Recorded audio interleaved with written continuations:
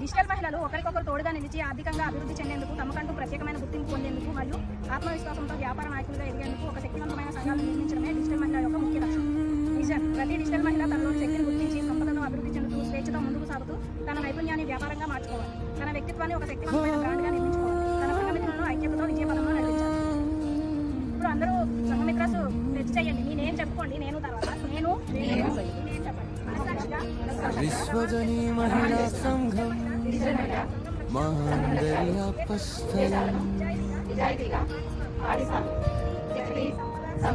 40 మంది కలిసి ఎల్లప్పుడూ గౌరవిస్తాను.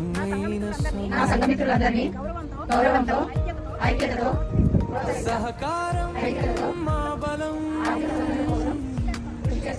స్నేహమే మా నిత్య దీపం, ఒకరి కోసం